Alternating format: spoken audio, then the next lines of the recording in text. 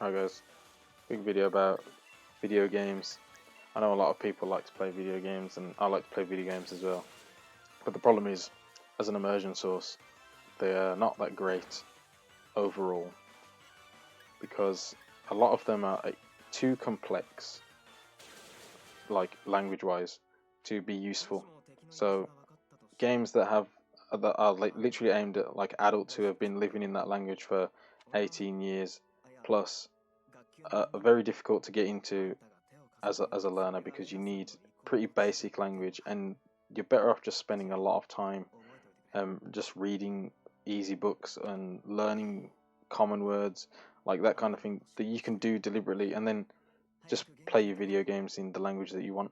But there are video games that are very good, say like Animal Crossing and Pokemon, things that use very simple language, games that are not made for children, but they're aimed at so that children can play them. So they use simple language, and then you've got other video games which are too complex, and even at high level, you won't understand everything, and it can get in the way of the enjoyment of the game.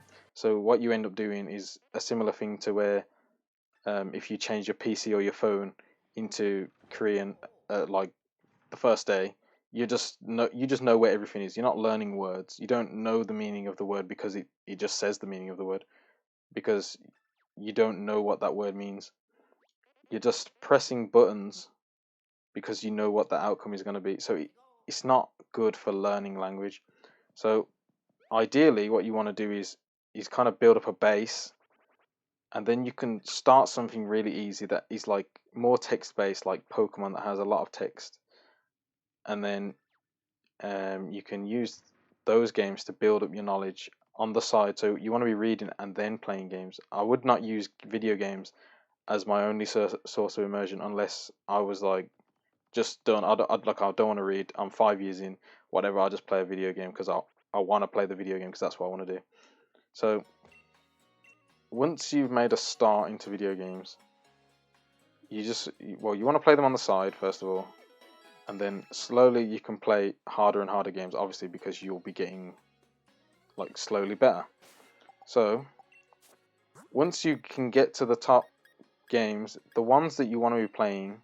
So when you're playing harder games in terms of language, you want to be playing games that are dense. If you're playing a game to learn a language, well, to learn the language, you want to play games that are text heavy, like visual novels or JRPGs or anything like that, because you're just there to learn the words and have a good time while you're playing it. There are games like, say, like Super Mario or something. Obviously, that's not that hard. Super Mario Odyssey, like platforming games, Zelda Breath of the Wild. That's just like a huge open world that you don't see text very often. You don't even like interact with anything. You're just walking. Like say like Skyrim or something. Say you're just most of the time you'll be walking around. So unless you deliberately want to stay in a city and you have subtitles and everything, and I don't know if it has Korean voiceover. Um, they're not good games for learning language, and that would be another similar thing that would be, oh, I've just got the game in Korean and I'm just playing the game. I mean, you're not really paying attention and you're seeing like one word a week, like literally because there's no one there to interact with in the game. So when you want to choose a game, you need to think about that. And then I still haven't gone onto games that are very, very hard. I've tried to play Civilization 6. I've tried to play Path of Exile. They're not that hard, but it's just because your enjoyment of the game and your skill in the game requires you to understand what's happening. It kind of gets a bit um, depressing, and it just doesn't. You don't want to play anymore because you don't understand what's going on. So at the moment, for me, JRPGs, almost like visual novels, they are like the perfect sweet spot. Once you get to like an intermediate above, when you can read comfortably, you can easily move on to them. But I would personally start with something that's a lot easier, um, like Pokemon. Pokemon is really good for starting into video games, and there's like 10 Pokemon games that have Korean support, so you can use those. So that's about it, really.